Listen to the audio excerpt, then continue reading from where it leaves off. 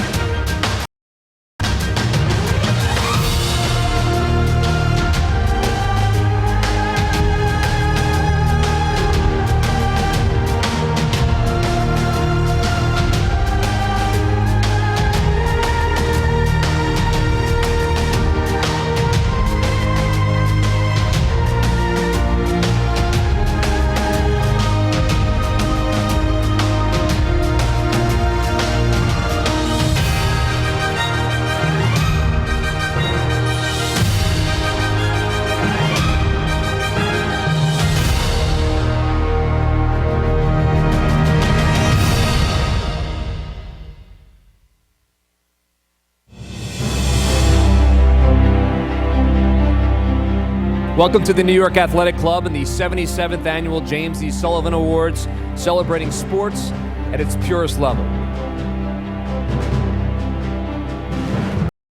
Awards have been presented annually by the Amateur Athletic Union since 1930. We have world champions here tonight. We have Olympic tonight. We have world record holders. Well, tonight it's perfect. We have athletes who in just about every case have done things that we've never seen before. This is a wonderful moment for all of you. It's not just what you've done in your athletic arenas, it's the things we hear about you away from that arena.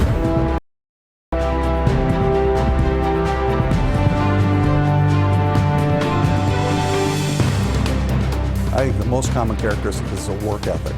These kids it's unbelievable the amount of work and the passion and drive and time they put into their craft. Whether it's gymnastics or football, these kids put countless hours in the training rooms, on the fields, on the courts.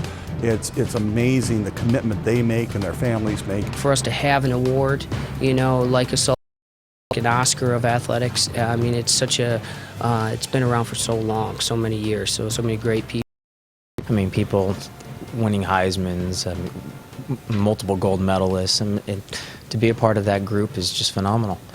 You're up against all sports, which I think is amazing, just because it's so diverse of an award.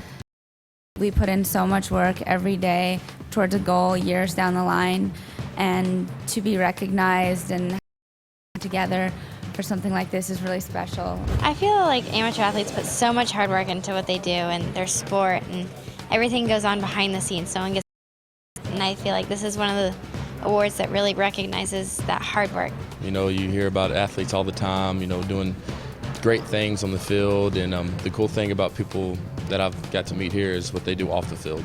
It takes their sport, into consideration, but also, how they live their life, which is very important. They all have the same values of the commitment to excellence of their sport, their drive, their discipline. That's what this award represents. It represents integrity, it represents passion, it represents being true to your ideals. I think honoring just the raw athlete as what they were before all the fame and the money and everything, I think is really special.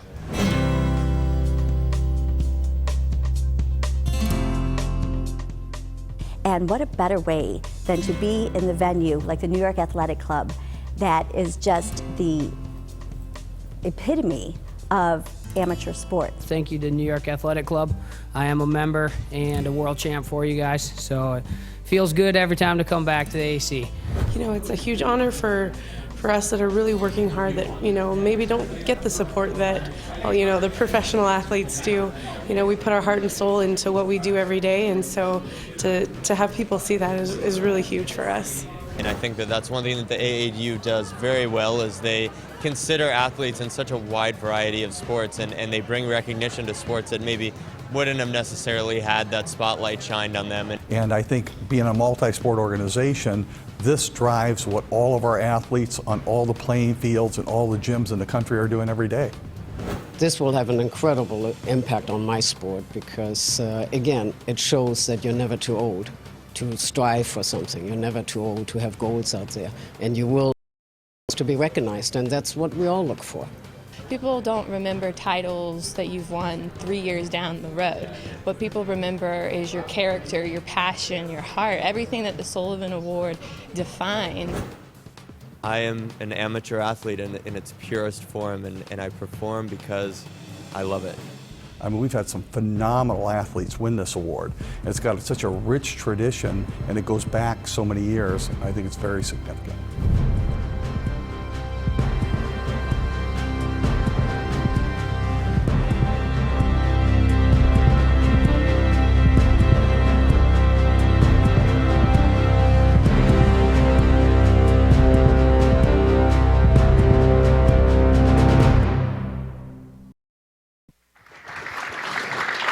Ladies and gentlemen, please welcome your host for the night, Olympic silver medalist fencer Tim Morehouse. So welcome all of you to the 85th Annual Sullivan Awards, both here in person and live on our live stream going around the world. This is truly an honor. By the way, we are back here at the New York Athletic Club after just round of applause, the New York Athletic Club, for having us back here. And Sarah, you have to give it because you had half your speech up on there, so I hope you're ready for later. This is actually my 6th year hosting the AAU Sullivan Awards. It is one of my favorite days of the year. This award means so much because it's more than just about the accomplishments on the field. It's about all the accomplishments that these athletes are doing on and off the field, really making a difference. So this is really an exciting night. Again, we have Olympic champions, we have world record holders, we have people who haven't even begun to accomplish the amazing things they're going to do at the 2016 Rio Games and beyond and in the NFL. So we've got athletes who are already achieving but are just at the start of their road, but have already accomplished so much stuff. So I just want to say tonight is a celebration of these amazing athletes and a celebration of the power of sports to change lives. And we're going to do this a bunch of times, but a round of applause for all of our finalists, their families, everyone here.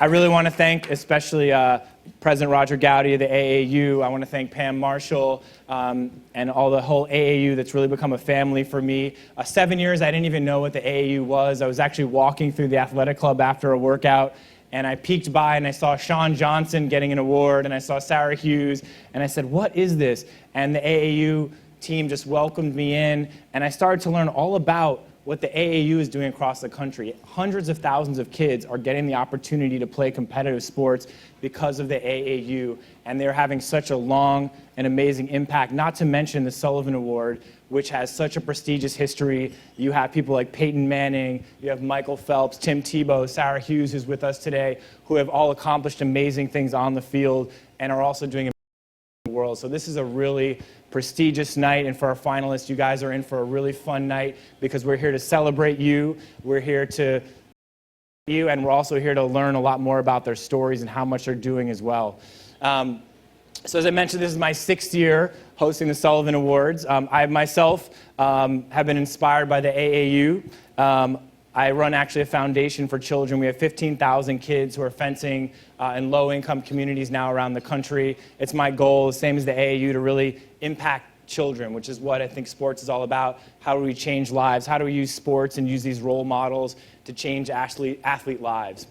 In addition to that, you may have seen a fencer on TV stabbing an ATM machine. That is me. This is a commercial I'm in right now. Technology designed for you, so you can eat. So, fencers are like ever in television commercials, ever. So when they contacted me and they said, hey, we'd like you to be in a commercial with Serena Williams and the Rockettes, would you like to do that? I was like, I really tried hard not to scream, and it sounds pretty cool. Sure, why not? Although people still don't know my name, so on the subway now I get, "Are you the Chase fencing guy?" And I'm like, "Yes, that's my greatest accomplishment, is I stab an ATM machine with the saber now." But anyway, that's me, so it's been a good year. And I've also been known, Pam always asked me to do this, so I had kind of probably the most embarrassing moment at the Beijing Olympic Games. My team in our event in fencing, we're not really a sport that had won medals up to this point. We hadn't won a medal since 1948. And this is a video of fencing if you've never seen it before, but we're getting out there a little bit more. My teammate Keith Smart is about to send us to the finals of the Beijing Olympics. And I actually faint at the Olympic Games. And this was on TV. So the first time I was ever on national TV fencing, I actually passed out. And this is the big moment in my life right here. So Keith's on the left. He just scores. We're now going to the finals of the Olympics. You're going to see my back in a second. That's me with my back to you.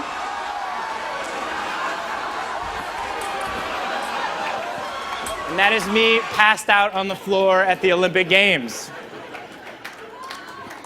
Play it for you one more time for your enjoyment.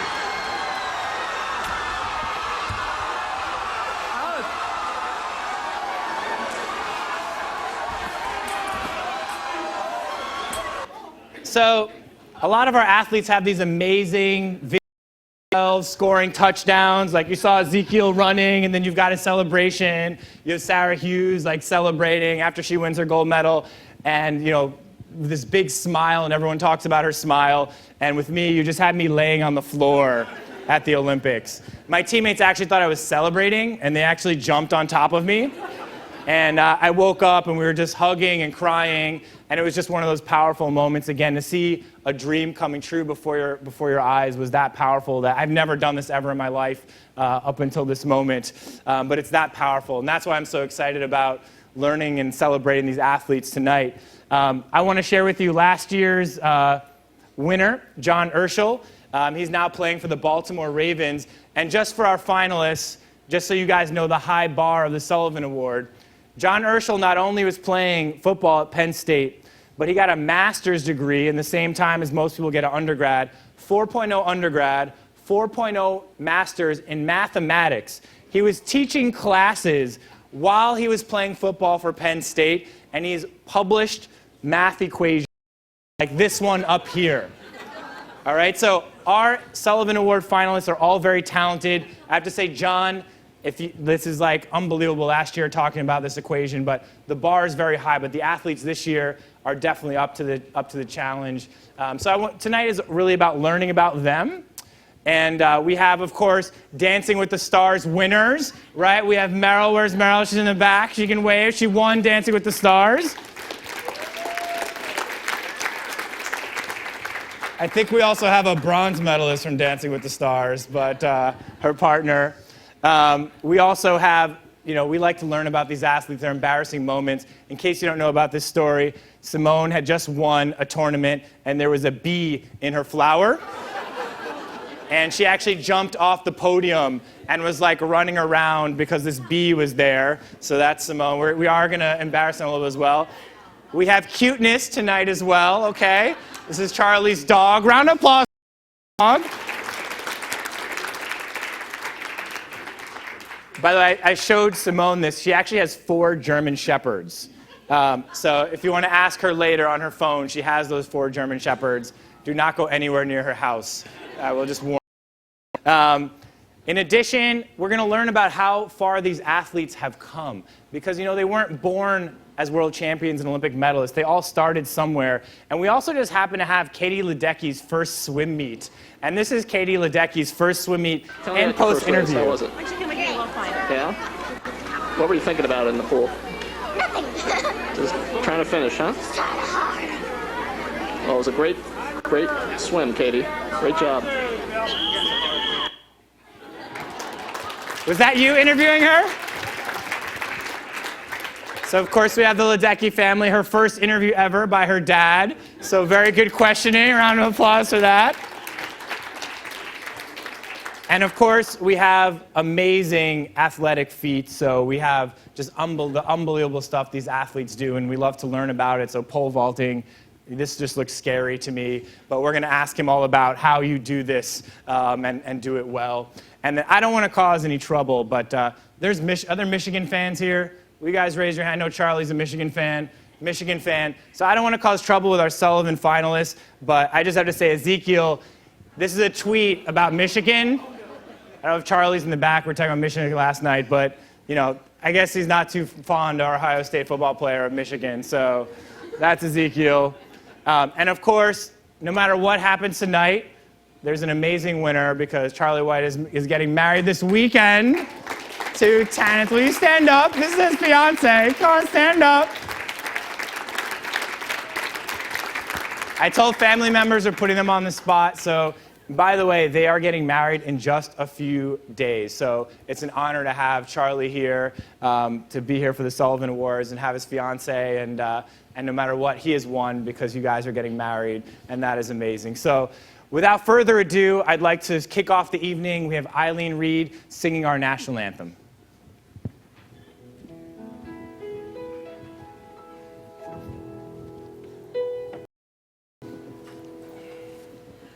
Oh, say, you see by the dawn's early light what so proudly we hailed at the twilight's last gleaming, whose broad stripes and bright stars through the perilous fight o'er the ramparts we watched were so gallantly streaming, and the rocket's red glare, the bombs bursting in air, gave proof through the night that our flag was still there.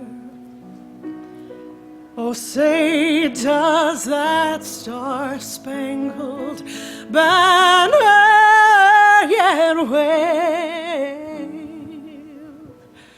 o'er the land of the free and home of the brave?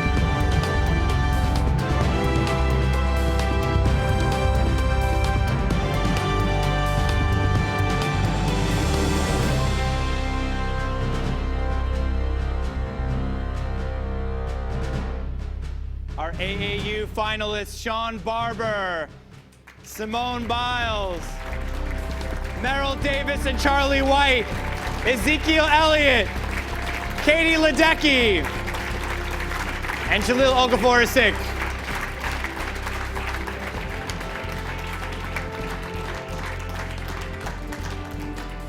And now to present all our finalists with their medals is President Roger Gowdy and the chair of the AAU Sullivan Award, Melissa Willis. Welcome to the stage, please.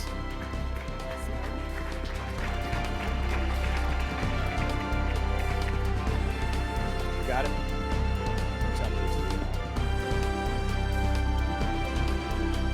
Nice, Katie.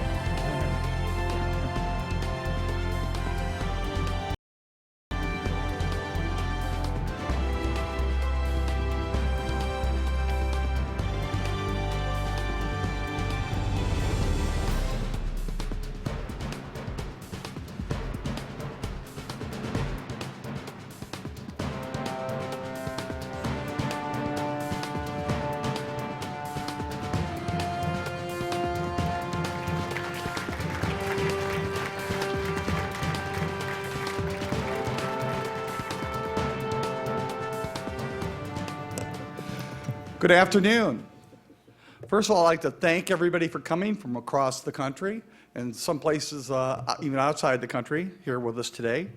I have the dubious distinction to recognize kind of all those people that are here with us that we appreciate so much that can make this happen. And I'd like to do that right now, starting with our of the Amateur Athletic Union that were newly elected back in October down in Fort Florida. Our first vice president, Mr. Rusty Buchanan, and his lovely wife, Kathy. Please stand. Our second vice president, Mr. Matt Williams, and his lovely wife, Therese. Our treasurer, Mr. Joe Mirza. And our national secretary, Ms. Cindy Tromley, and her lovely husband, Bob. I'd also like at this time, we had meetings all day yesterday, actually from 2 o'clock till 7 o'clock, and they're smiling a lot more than they were yesterday. We had our AAU National Board of Directors in town for a Board of Directors meeting. If at this time all of our Board of Directors would stand to be recognized, would you please do that?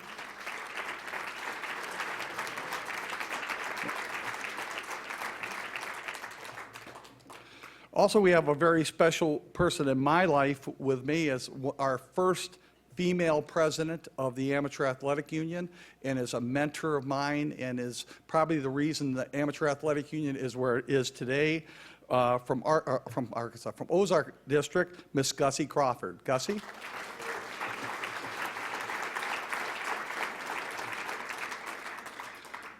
We also have some representatives and some of our national AAU partners with us, and I hope I don't miss anyone here, but Mr. Stephen Vogel from our partner Gatorade. Stephen. Mr. Dave Corradini and Mr. Jonathan Hovis from Spalding. Mr. Brett Stewart from Nationwide Insurance. Brett.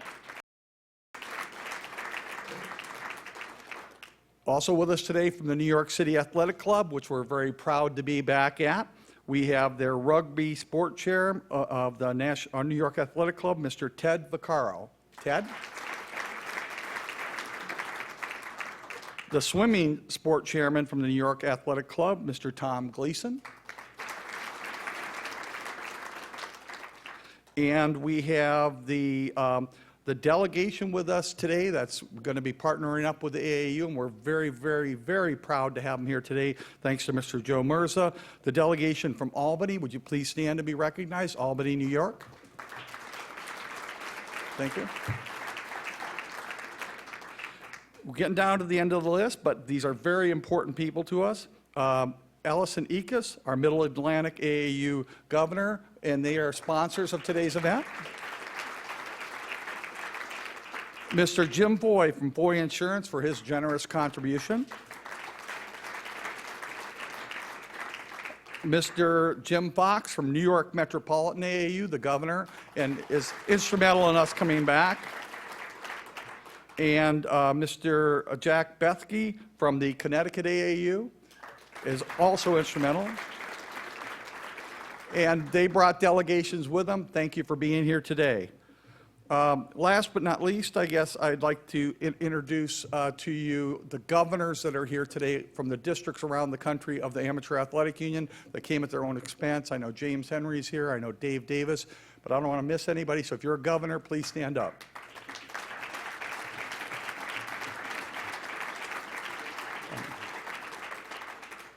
All right, and last but not least, the president and CEO of USA Gymnastics, Mr. Steve Penny.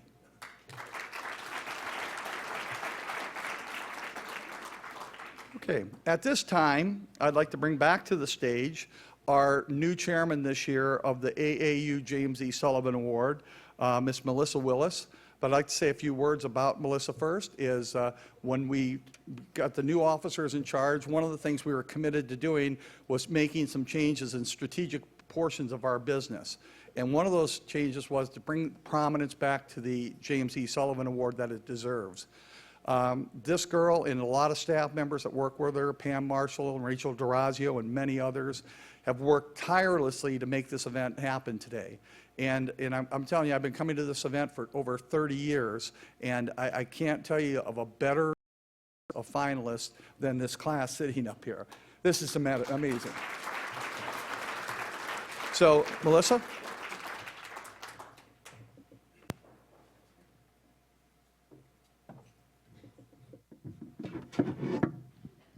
When Dr. Gowdy had called me to ask me to be the chair for the AAU Sullivan Award, I just got the chills. These chills just like went right through my body. I'm like, are you kidding? What an honor.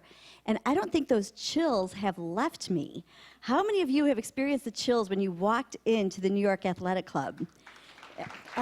It's just, you walk down the hallways and then you get the chills every time you meet one of them or look at their smile and everybody throughout. So it's absolutely amazing. It's one of those days and one of those experiences that and I think we all have to take that moment to just embrace it and think, wow, we're really witnessing something special today and are really a part of something extremely special.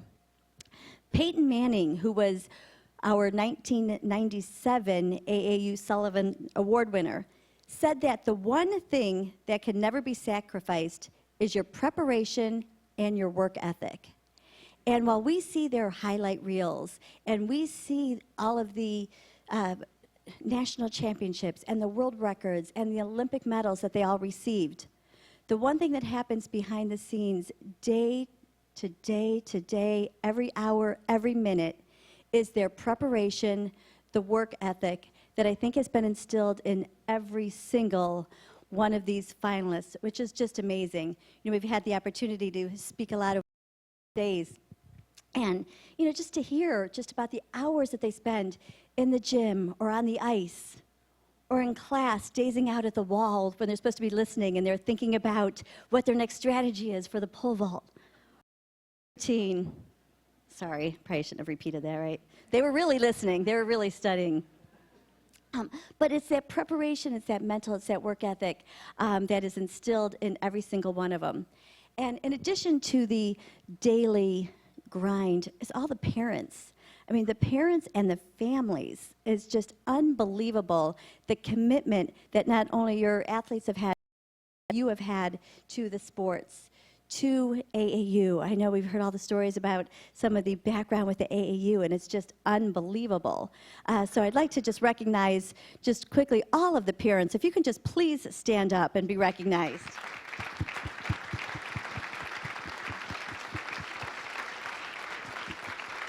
Okay.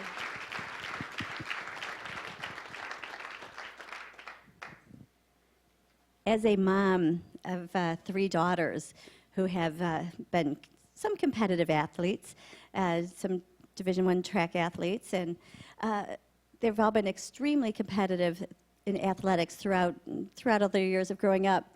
To have people and parents like you who help set the bar and set that, that leadership for all of our kids to have dreams to follow, we really, really appreciate. Because we know it's a lot of sacrifice on your hand as well. And I was talking to one of the moms earlier, and she's like, "Well, you're really passionate about this." I said, "You have no idea. You better believe it." So yes, I'm trying to hold back a little tear or two here because I'm so passionate about this. But anyways, we just wanted to again recognize everybody, thank the parents, and again, I don't think it would be the same if we weren't in this venue with the New York Athletic Club. And I just wanted to thank Dr. Roger Gowdy for having the vision to bring this back to where it should be, to the prestige, to the prominence of amateur athletics back at the New York Athletic Club. So as I bring Dr. Gowdy back onto the stage, let's give him a round of applause for bringing it back to where it belongs, home at the New York Athletic Club. She didn't tell me I was allowed not to speak behind the podium. I hate standing behind podiums. I like being out with the people. So since she did it, I could be out here talking now. But I just got to tell you a little bit about my background so you know what kind of appreciation I have for what all these young athletes are doing. I spent my entire career, 40 years, in education. I currently am a school superintendent. As a matter of fact, a lot of people are having a hard time finding jobs. I have too many jobs right now. I'm trying to get out of that one and phase out and phase completely into this presidency. But as a school superintendent, you learn a lot of things about kids, families, parents, and values. And I got to tell you, when you see young athletes like this, and I know people like Charles Barkley say that they don't want to be role models, but everybody looks up to these kids. Millions of kids would love to be where they're at. I mean, they're the upper 1/10 of 1% of athletes in the world in their respective fields. I know when I was looking at the voting for this award, I was looking at their athletic ability, but then I started looking deeper into it and seeing some of the things people are saying about these young people. This is what's America, folks, right up here. We ought to give them all a round of applause.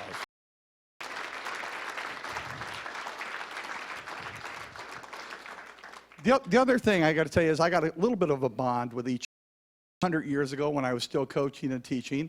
At one point in time, I used to run track and field, pole vaulter, about 7 feet lower than what Shawn Barber did on there, but I was a pole vaulter.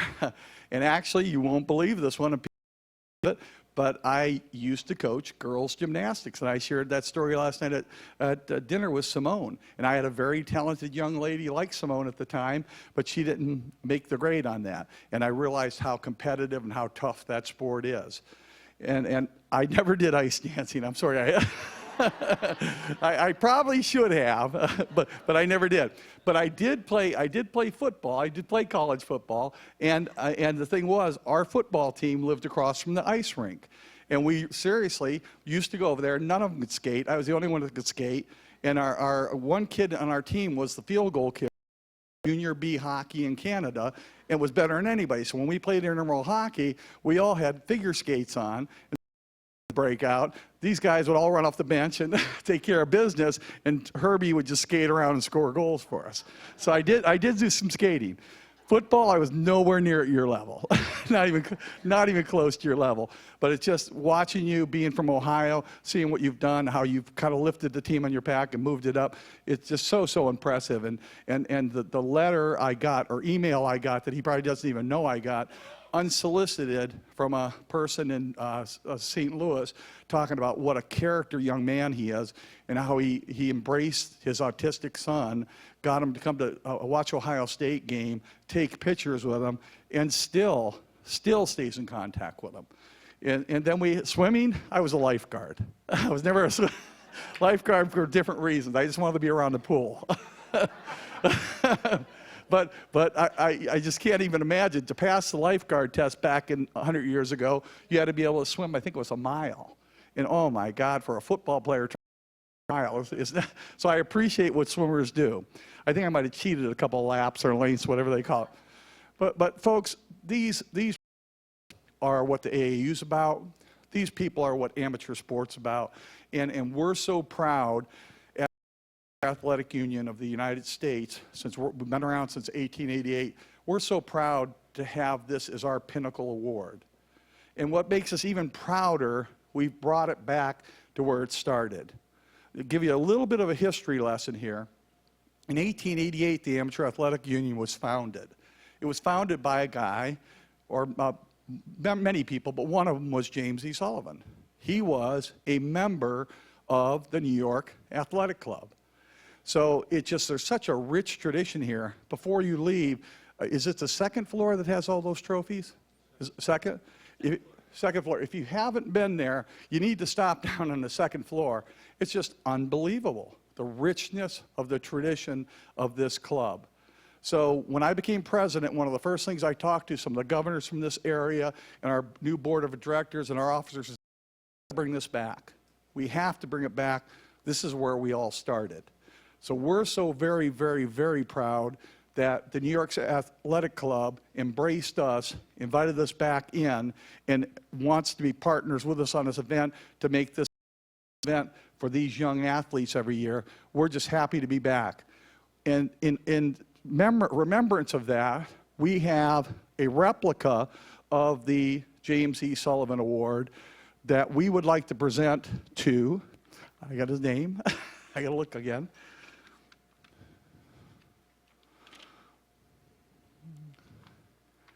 To Mr. Robert Valdez Rodriguez. Would you please come up to the stage?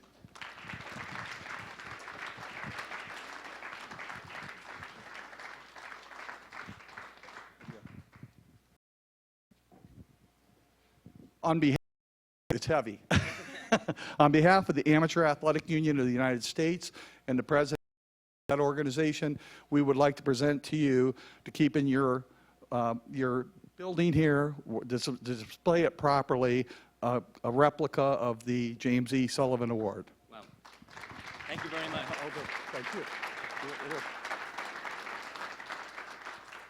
just going to place it right here for now. This is very heavy. It's a huge honor. Thank you. Actually, wasn't expecting that, and it's a huge, huge honor. And we really do hope that this is going to be the permanent home of the Sullivan Award.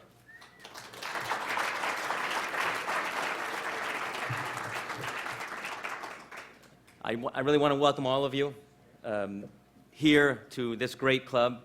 I'm very, very biased. I do call it the best athletic club in the world, so excuse that bias, but I really inside do feel that.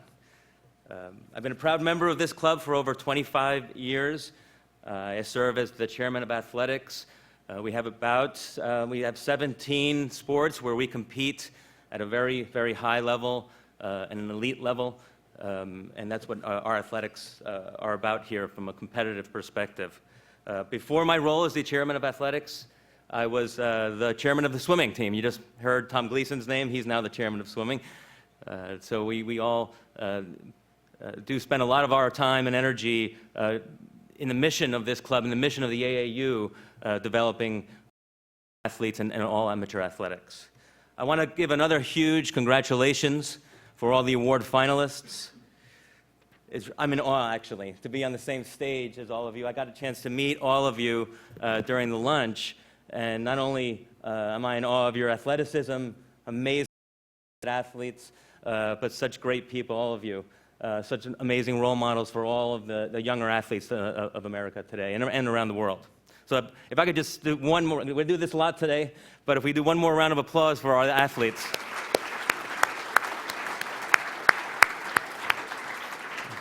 No one deserves it more.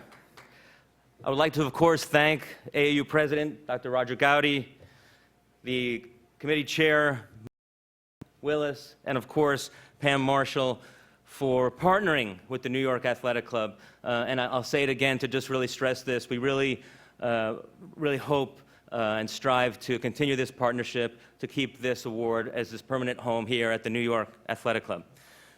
You mentioned, Dr. Gowdy mentioned our association with the AAU. Really, from the very beginning of the AAU, the New York Athletic Club was part of it. It's part of both of our organization's DNA, and values are almost identical, which are really supporting amateur athletics, but supporting the athletes on a one-by-one basis. That's what we do, both of our organizations. We take amateur athletes and try in any way to put our arms around them and support them in any way to help them achieve their athletic pursuits. And that's the one bond that both of our organizations have together. We were first organized 20 years before the AAU was, in 1868.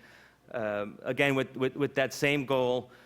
We've, as a club, had members participate in every single Olympiad, except for 1980 in Russia. Every single Olympiad since the very first modern one in Athens, we've had our members participate. That's something that we're very, very proud of. Over those years, fast forward till today, our members have earned 248 Olympic medals.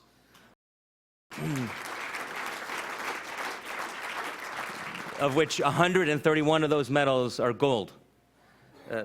So it's something that I hate to say brag about, but we really are very, very proud. It dates back to our very first opening and organization back in 1868. In London, we sent 55 athletes to the Olympic Games, and we brought back 17 Olympic medals, of which 12 were gold.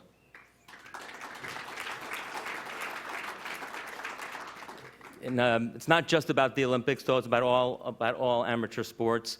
On May 12th, we're going to be holding our Winged Foot Award, where we award the 2 winning coaches of the NCAA. So obviously Coach K and Coach K from Duke, and Coach Gino Ariemo from UConn. And on May 12th, we're going to have the big award celebrating their success. Just last night, as a matter of fact, we had our Hall of Fame induction, where we inducted 5 of our members into our Hall of Fame. One of those members was Rick Pitino.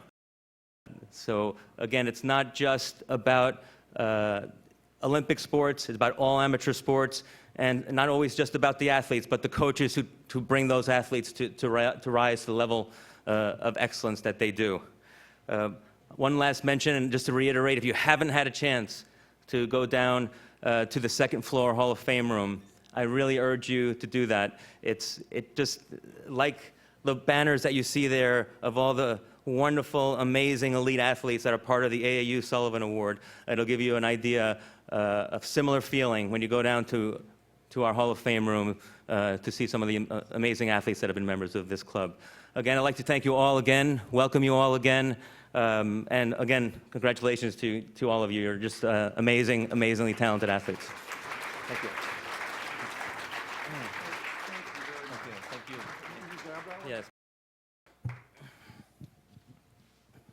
Again, I was telling the athletes last night at dinner that I had an hour-and-a-half speech, and anybody knows me, brevity is virtuous. I'm not a long speaker. But I can't help but, once again, recognizing, and I know the grandmother of Katie Ledecky is here. Would you please stand up, the grandmother? What a wonderful person.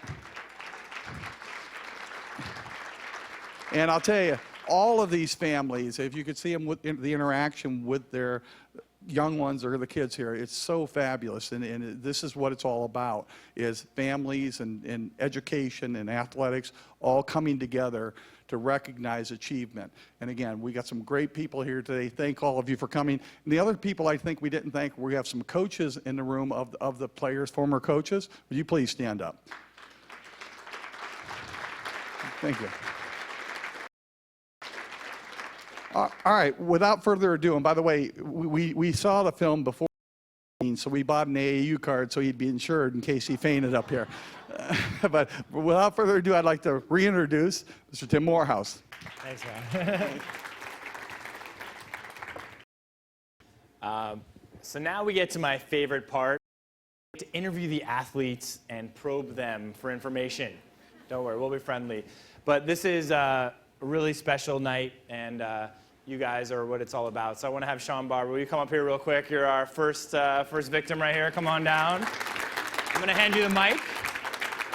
So Shawn is one of our pole vaulter. First of all, who are you with today? Who's come supporting you today? I'm with my father, my mother, George and Ann Barber, and my head coach at the University of Akron, Dennis Mitchell. Awesome, awesome. So round of applause for them. Now, I want to ask you first, so you mentioned your dad, and I've talked about this. His nickname is Yoda. Yes, yes. So would you explain your dad's nickname as Yoda? It's a big nickname. It is. It's a strange one, too. And, you know, call it his height, call it his hair, whatever you want, you know. It's just kind of the old wise guy, you know, that has kind of caught on over the years. And I guess he used to be called that a bit when he was coaching at the high school level. And he was a pole vaulter himself? He was for Canada back a number of years ago, and he's been in the school districts and coaching for a very long time. So I'm very fortunate to have him as my father, and he's the biggest role model I could have, so very fortunate. Awesome, Thank awesome. you. Say it. Round of applause for Yoda. Now, I think pole vaulting, I feel very close to you because fencing and pole vaulting are not things that normal people do all the time. How did you get into pole vaulting? Well, of course, we had a pole vault pit in my yard when I was growing up, and he still, How many to of this you day, had a pole vault pit in your yard very growing strange. up? I know, very strange, very strange. But he still does it to this day, and of course, he was much more active in it when I was growing up, when I was a bit younger. So, What is a pole vault pit, by the way? Just Describe how you built a pole vault pit. a big long runway into a big foam pit, I guess. It's the easiest way to describe it. You have a home. I have a home. And a backyard. And I have a big garage, basically. Okay. Big garage and big enough to have a big pole vault pit in it, you know. Is that like you had to dig it out with shovels, or like how do you Parts end of up it, with yeah, a pole vault parts pit? of it. It was a long process, a very long process, but I'm sure he had a lot of help. I probably Did wasn't. you dig the pole vault pit? Like was this? How do you get a pole vault pit? Above ground. Above ground. Most of it is Okay. above ground. There's parts that are below ground, of course, though. So, I mean, I was probably too young to be of any assistance, but I watched, and you know, if I could lend a hand, I'm sure I would. So. And I was reading as well, like even before you were doing pole vaulting, you just love to jump. Like I read you used to jump off trees and off your home and off of Absolutely, things. yeah. I mean, we used to have that big garage like we're talking about. We had some pits in the backyard as well, so we'd jump off the garage onto the pits, or we'd climb a scaffolding, jump onto the trampoline, jump wherever we could, you know, just anything to get that adrenaline high, you know. So that was my childhood. And I actually read online, a bunch of pole vaulters saying like, if you do pole vaulting, you pretty much have to be. That's what I read. Is that the case? Maybe not because crazy. it seems like there's a fear factor of how doing your pole vault. I wouldn't say any of us would ever be institutionalized, but we're on that border, you know. We definitely toe that institutionalized border. So it's about 2 stories, 19 feet to 20 plus if you're really good. So you get up there, and if you do something wrong, you're definitely looking at a long fall. Good to know. Yep. And what kind of skills, like I think all of us, what kind of skills do you have to be a pole vaulter on your level? Like you've been setting records, like what are the things you're practicing and working on each week? Well, it's wonderful because I grew up with all this athletic equipment in my garage. So when I was growing up, I had all these tools basically to help get my body awareness down and stuff. And I think that's the biggest part for me, you know, being able to jump on a trampoline, which is something that I work a lot with. And Dennis Mitchell, we work on a lot of that gymnastic side. And like our fellow nominees here, you know, that's something that we try to cross-train a little bit here and work on. So. And tell me right now, future goals. So you're in your sophomore year, is that correct? Junior year at Akron University. Right. So what are your goals right now?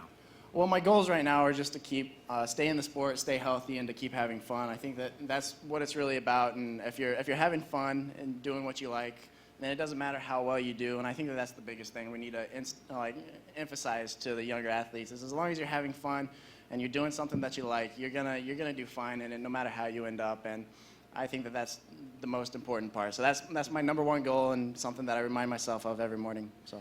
And how excited has university been for you being one of the finalists for the Sullivan Award? Well, I hope they're very proud of me. I try my best to make them look very good. And they're watching online, by the way, back in Perfect, Akron, perfect. So. And I feel very honored to be a part of the Akron Zips, and I feel very at home there. And they're all make me feel very, very at home and very familiarized with everybody. So for that, it's a great honor for me, and just go Zips. So. All right, everyone, Shawn Barber, congratulations, a finalist. Take that from you.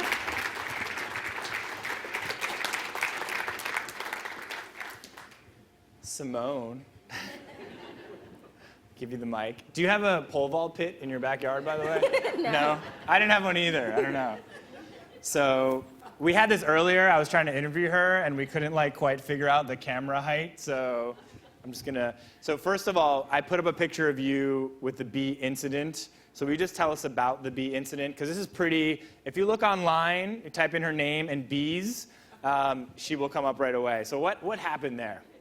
I was getting awards, and I was on first, and then my one of my friends, Larissa Iridacci, she's from Romania, and she's like, hey, Simone, your flowers. I was like, yeah, we all got flowers, duh. And she's like, no, your flowers, look. And I looked down, and she's like, there's a bug.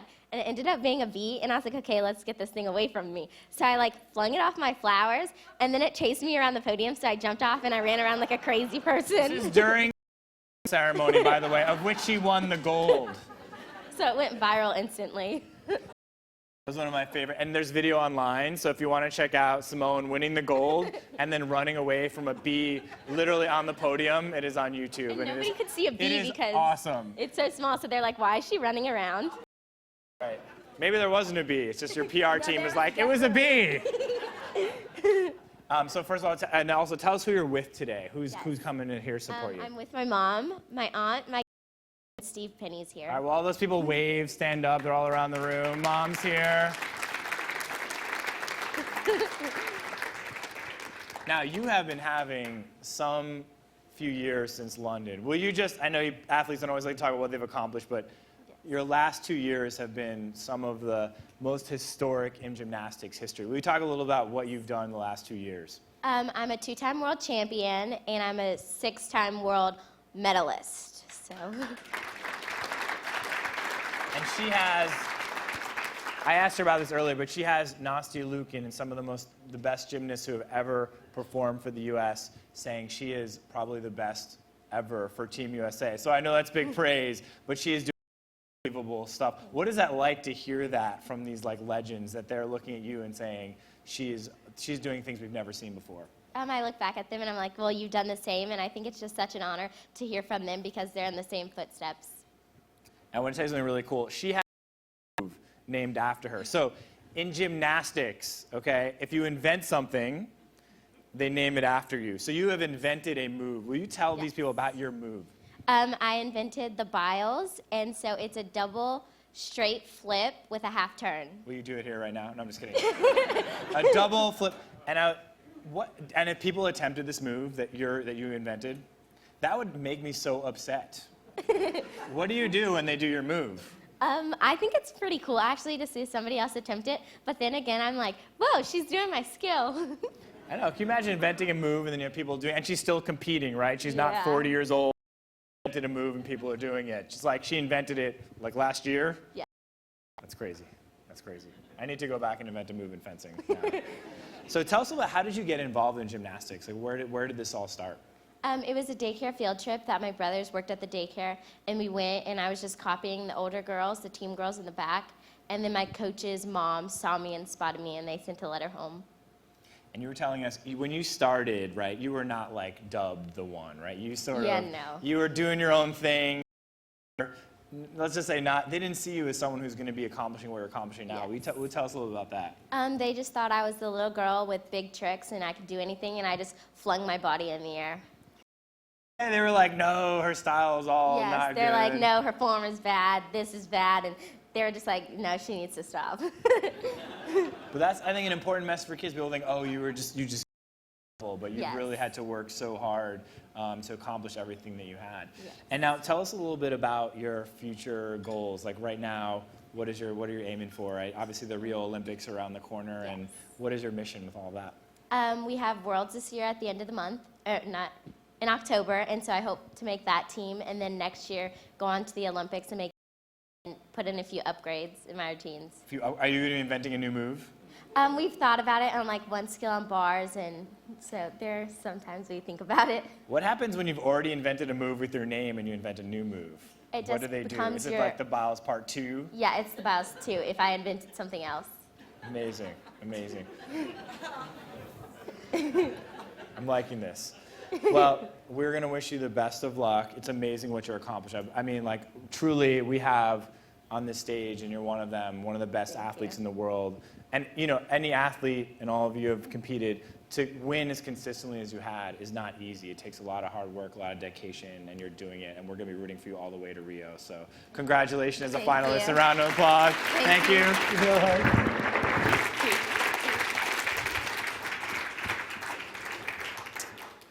All right, so Meryl and Charlie, you guys ready?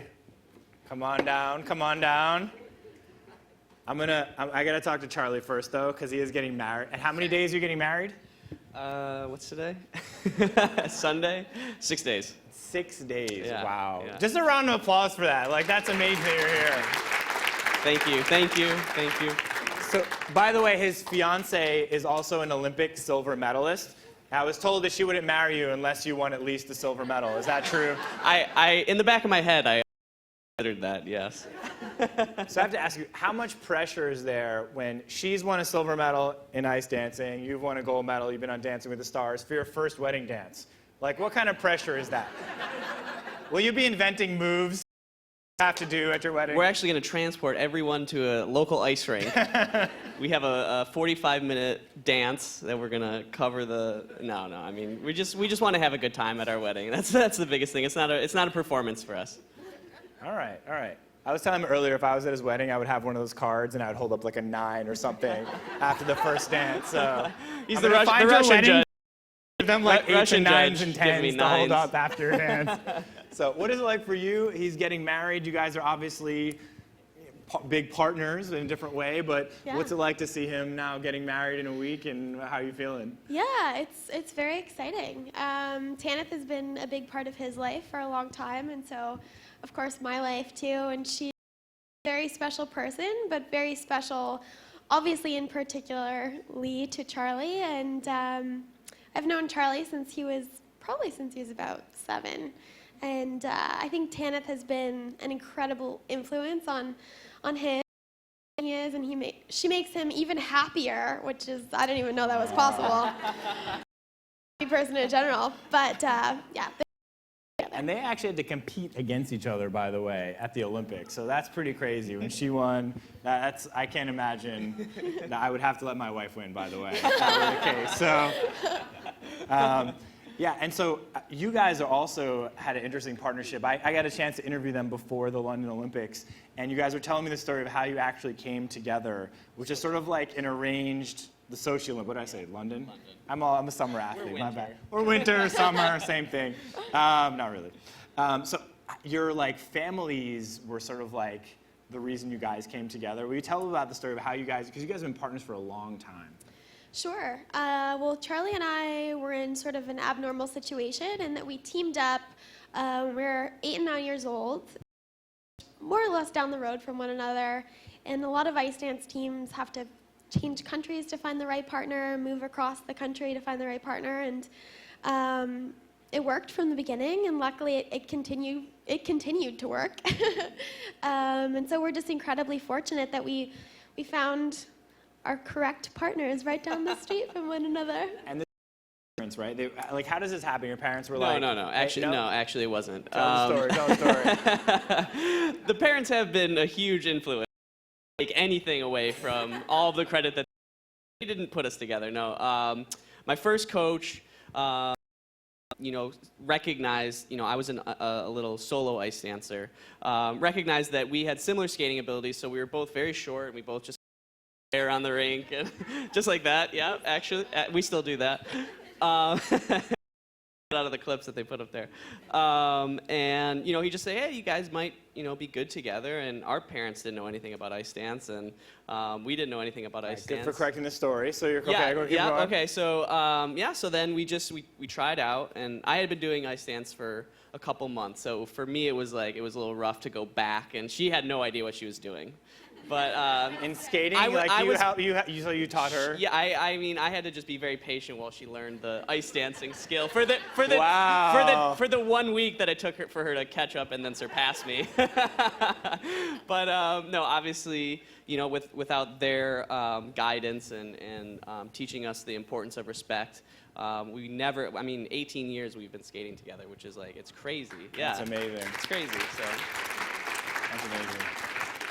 You were actually telling a story last night at dinner Well, it started off with your last fall. Would you mind telling that story, the last time she fell? By the way, he blamed you for the fall, not himself. He said it was...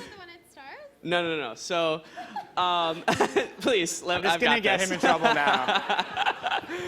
No, we were doing a little online chat on Twitter, and someone asked Meryl when the last time she fell was in competition, and he said it was your fault. I just wanted to put that on the record. So we were only 13 years old. We were at the national championships. We were in first place going into the final round, and 6 seconds from the end of the program, Meryl fell on literally nothing. Like, it was just the flukiest. And this is the story. This is the part I want to hear now. Okay, so it was, and in figure skating, I mean, you can step on a bead that fell off of someone's outfit, flowers. You can for no reason you can fall down. That's one of the reasons our sport is so scary. And I mean, there was no good reason why she went down, and the look on her face the rest of the night was like, never again. And lo and behold, she literally never fell in competition since 2001. That's obscene. That's like a machine, which she may be. And was it all, he just blamed you last night for this fall, though. But did he have any part in the fall? In that particular fall, for sure. No, he didn't. Okay, No. good to know this story. Yeah. So you guys, since the Winter Games, have been on an unbelievable roll. Obviously, both of you have been on Dancing with the Stars. What has life been like since you've won the gold? Incredible, I guess, in a word. It's been a whirlwind. We are really enjoying it, and it's the first time we've really stepped away from competition our whole lives, and I think it's given us a lot of perspective and time to just sort of enjoy parts of our life that we didn't get a chance to just wholeheartedly embrace before this 2014 Olympics. But just a chance to meet amazing people, have some incredible experiences, and we feel really fortunate. Amazing. And finally, I know you guys, and we were talking, Charlie, you've accomplished, both of you accomplished a lot, but you really want to give back as well. Can you talk a little bit about your vision? Because I know you're working out really hard to really bring skating up and really want to be a part of it. Yeah. Well, both Meryl and I are so lucky to recognize the benefits that figure skating brought to us. And I'm sure these guys would say the same thing for their sports, but figure skating really is unique in so many different ways, and the character and philosophies that we've learned on, from learn to skate where you just are falling down, that's all you do, and you get back up. And your coach points out to you, this is perseverance. This is you go on to the next stage, and you learn how to lose, essentially. And we wouldn't be champions if we didn't learn how to lose. And that's one of the beautiful things of figure skating.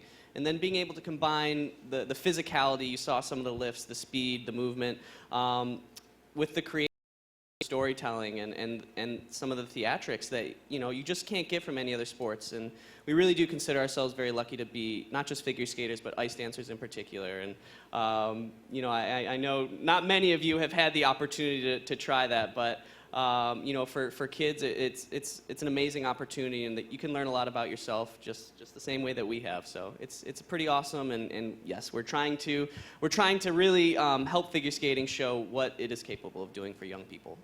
Awesome. Well, thank you guys so much. Appreciate it. Round of applause for them. You ready, Ezekiel?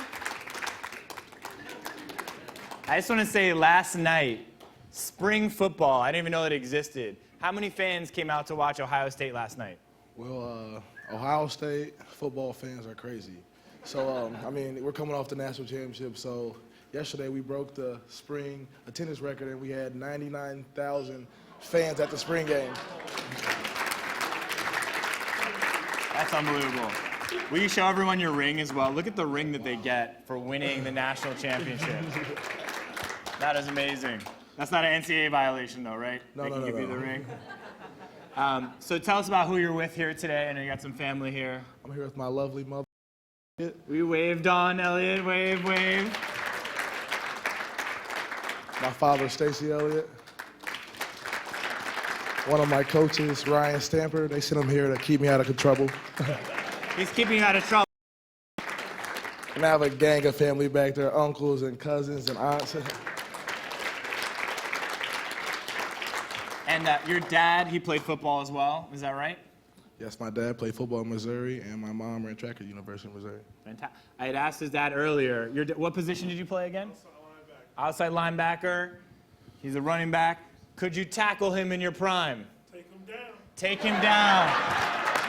That is Dad right there. I'm just gonna have to let that slide. That's a good move. That's a good move. So, obviously, your dad probably had a big influence. How did you start playing football? How did this? When did you start, and how did you start? Well, growing up, my mom always kept me busy, and football is something I always loved. You know, I wanted to be like my dad, and I actually wanted to go play at the University of Missouri. And I remember in St. Louis, you only could play football at the age 7. But my mom took me out when I was 6, and they told me I couldn't, and I was heartbroken. And that's when You brought him out to play football at 6? No, actually, he was 5. He was 5. One of my girlfriends, her son was 7, so we were taking him to practice, and he was just devastated because he couldn't practice with us because he wasn't old enough. 5 years. That is amazing. All the way home. But that started it, right? So, and tell me, you know, obviously Ohio State, the community is so supportive. What has life been like since you won the national championship? It's crazy. Like I said, Ohio State fans are just nuts. They call them the bug nuts. And you see, she got a fan back here with the jersey on. He's got the jersey on. There's a lot of Buckeyes in here. And I mean, after winning the national championship, life has changed so much. But I mean, I enjoyed it. It was a great run. It was a great experience. Do you feel pressure now? Because now there's all this talk, your Heisman Trophy favorite. Now that you guys have won next year, like, how are you dealing with the pressure of the expectations now? There's definitely a lot of pressure, but you know, we're all athletes, and we live for that. That's what we live for. We live to compete. We live to get better and try to do things other people weren't able to do. And what would you share with kids who are looking up to you? Because obviously you have so many fans out there. What have you learned along the way in your career? Just hard work. Work hard. You know, you can achieve anything you want if you just put your mind to it and work at it. Amazing, amazing. Well, thank you. We're gonna be rooting for you all the way for Ohio State. You gotta say hi to Ohio State Nation right there. These guys voted him in. Thank you so much, man. Good luck. And last but not least, we have Katie Ledecky. Come on over here, Katie. How's it going? Katie is the type of person that makes you feel bad because at 15 she was winning a gold medal at the Olympics. And when you start to think about what I was doing when I was 15, it wasn't that much. So you've had, first of all, who is here with you today? You have a whole Ledecky clan here. So let's meet the clan. My mom and my dad are here, and my brother Michael, and my grandma Berta, who lives in New York, so it's great to have her here, and my uncle John. So in that video we watched earlier, now you were the interviewer, and you were just a proud father, or were you like, I've got to capture this moment of this person who's going to win Olympic gold? Like, what were you thinking when you were filming back then? Well, it's their first race, and it turned out it was the only race I ever filmed.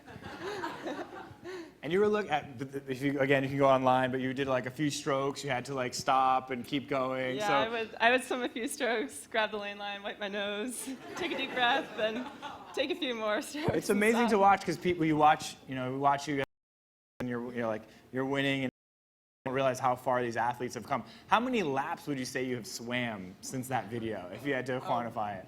A million, billions, probably. Yeah, it's pretty crazy to think that my first goal was just to get across the pool, and now I'm a distance swimmer, so I swim the longest races in the pool, which is it's pretty crazy to see how far I've come. And you are in high school. You come back to high school after the London Games with a gold medal. Does any teacher give you anything but an A? Like, what is life like for you in high school with an Olympic gold medal? I'm a completely normal student at school. The first week back from the Olympics, I was a sophomore, and the first week I spent answering questions and doing class. So you're in math class? The teacher, we're not going to teach math today? Katie, how did you win a gold medal at the Olympics? Was that your math class? No, we just did some formal Q&A sessions with the lower middle school and upper school at my school. So science teachers like, guys, we're not going to learn science today. Katie Ledecky is in our class. How did you win a gold medal in London? Yeah, it Is that the question? I don't know if it's a question. I'm just like, Oh. I like want to go back in time and be you and go to high school with a gold medal. But it's incredible. It's incredible. And you swam on your high school team as well. We just finished our high school season a couple months ago, and it was really a great 4 years of swimming with them, and it was really great to just be with my friends from school and just have that normal high school. Yeah, and why did you keep doing that? Because obviously you've won an event, the Olympics, and now you're coming back to a high school team. Like, was there any thought like, well, maybe I shouldn't do this, or like, why would you still? I didn't have any second thoughts about it. Ezekiel's gonna go play for his high school team next year. I think the best thing was that everybody in the Washington metropolitan community has been extremely supportive, and it's such a great swim community. There are a lot of great swimmers from that area, many Olympians that have come from the area. So I think they were just all really understanding and made me feel comfortable at those high school meets. We were asking her about, because senior in college now, you actually had to miss your prom for a swim meet. Senior in high school. What kind of sacrifice had you to make, like, in order to pursue your dreams? I don't really think of the sacrifices as sacrifices. I enjoy swimming, and I just enjoy every day at the pool and working hard towards my goals. And it's been great to have friends that have been extremely supportive and understanding of the fact that I have to miss some social functions here and there. And it's just really neat to have that kind of support from my friends and my peers. And you were just at a swim competition. Yeah. And tell us about how that went. It went really well. It was out in Mesa, Arizona, so I'm a little sunburned, but it went really well. I was 2 seconds off my world record last night in the 800. No problems, right? And tell us a little about, obviously, Rio's upcoming. What are your goals and plans for Rio 2016? And your plan is to remain amateur right now? Is that right? Yes. I'm committed to swim at Stanford. And this summer I'll be competing in Kazan, Russia at the World Championships in 5 events. And that'll be a good stepping stone towards the Olympic trials in June of next year. Well, we're going to be rooting for you all the way. Look at the athletes on the stage. Thank you, Katie. We're going to wish you the best of luck. And just, I guess you can tell, and we only are talking to them for a few minutes, but these athletes have accomplished such amazing things. So please, one more round of applause for all of them. Amazing.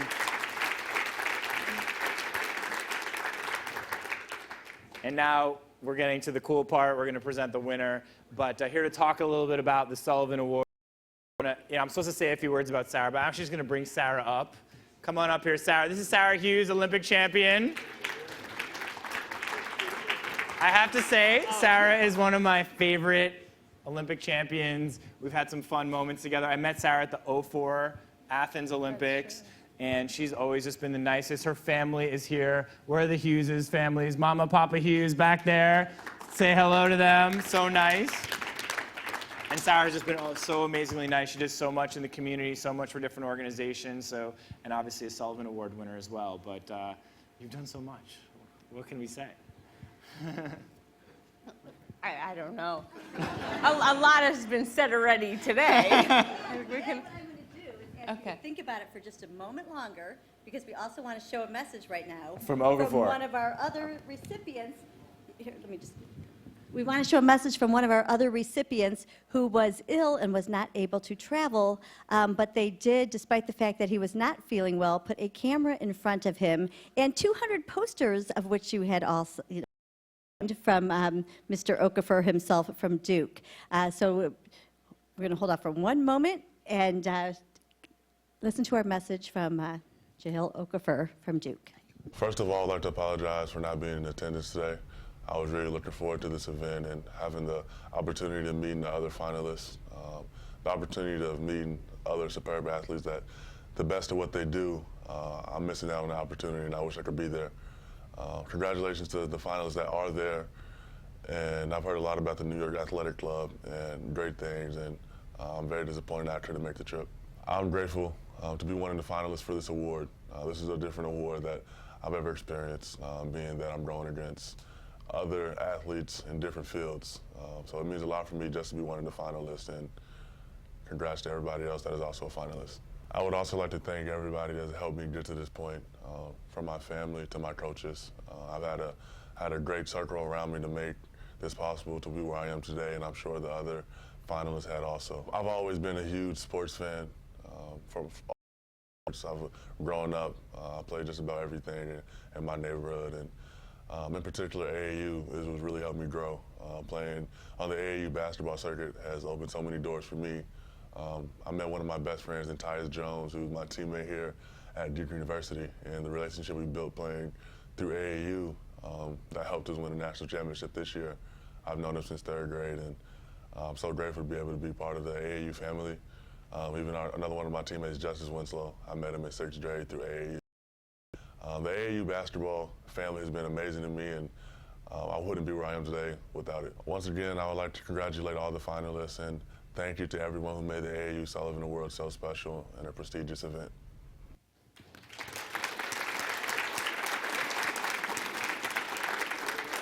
So now to talk a little about the significance of Sullivan Award, Olympic champion in figure skating, Sarah Hughes. Go on, Sarah. So Tim and I have actually done this a few times before, and when Evan Lajacek, another figure skater, was nominated, Tim put a picture of us pair skating together, but for some reason I thought it was, who was my partner? It was Evan. This was the movie, the figure skating movie, what is it, Cutting Edge? It was The Cutting Edge. Tim's very funny. I did meet Tim in '04, and one of the great things about the Sullivan Awards and events like the Olympics are that there are many sports together, and now my parents had, there were 6 kids, so we were always involved in a lot of different sports, although my dad was he's from Canada, and so they were always on the ice. So that's how I chose figure skating, because I was be a hockey player. But now I have nieces, and they're doing a bunch of different sports, which is awesome because I'm getting to learn about some. Tim's in the new fencing, in the Chase commercial doing fencing. So one of my nieces thought this would be a good sport for her because you have a sword and you don't really have to, well, she doesn't like to practice. So we told her you don't really have to practice. What? I know, well, wait, so, well, she sees you're in a commercial and getting money out of a machine with a sword. So, you have to practice in fencing. There's a lot of misconceptions. It's not that easy, all right? Well, she had her first lesson last week, and after I saw my dad, and I said, how did she like it? And he goes, oh, he says, it turns out they do a lot of agility right from the beginning, so I don't think this is the one for her either. So I was asked to say a few words about the Sullivan Award. A lot has been said, and the great thing about it is that it's not just about greatness in athletics and sports. It's about substance as a person, on the playing field, off, and contributing to the greater community, to society, and that's what we have today, as you've seen from these athletes in front of us. A top amateur athlete, I think, is the separation or distinction between amateur and professional is sometimes a little confusing to people, especially nowadays, because the distinction is not as clear, and especially in events like Olympics and college sports, you see amateurs who are really in both fields. To be a top amateur athlete, you also have to be a professional. It's no more of someone's an amateur because they're not an expert or they haven't reached professional status. And so now the top amateur athletes are going around promoting their sport, being the face of their sport, taking on the responsibilities of what used to be just the professionals. They're going on talk shows, they're doing autograph signings, they're in commercials representing their organizations, their colleges, not just for themselves. So sometimes I think, and this actually hasn't really been talked about tonight, you lose the joy of it, the fun of it. Like Shawn was saying, he loves pole vaulting because it's fun, and it's still fun. So I don't think it's a coincidence that the word amateur is derived from the Latin word for love. All professionals started as amateurs, and these amateurs started because they loved the sports. And that's why I love the Sullivan Awards, because it honors that, and it celebrates integrity, respect, character, real sense of amateurism, and love and joy and fun.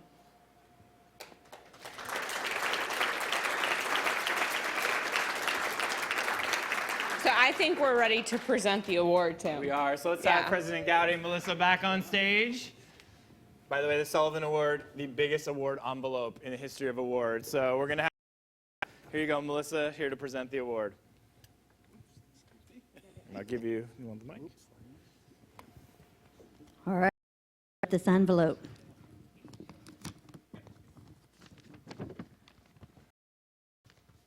Make sure I open it. Right. Ladies and gentlemen, without further ado, I am proud and honored to announce the winner of our 2014 AAU James E. Sullivan Award to Ezekiel Elliott from Ohio State.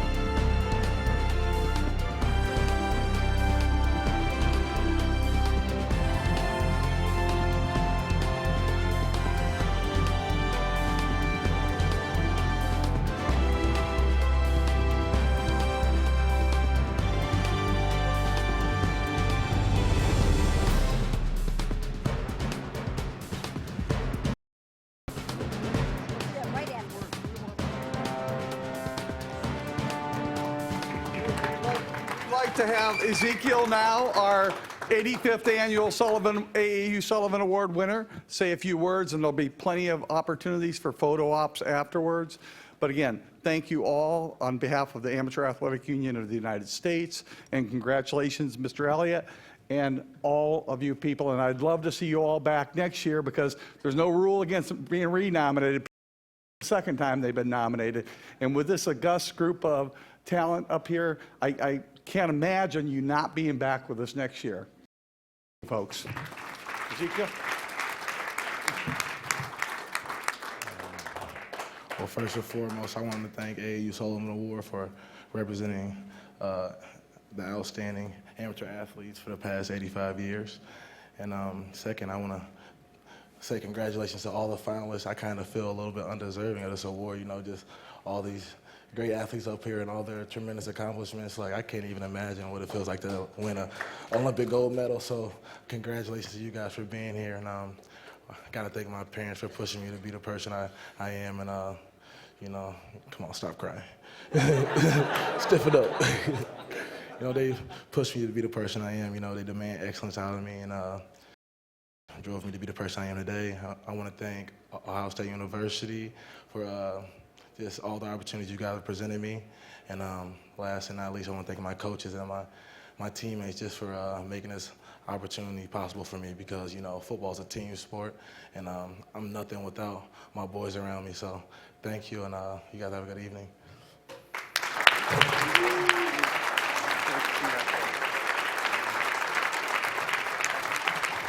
Well, that kind of brings us to the end of our program here. Feel free to come up, take pictures of the athletes. They're here, but the program's over. And once again, on behalf of the Amateur Athletic Union of the United States, thank you for attending.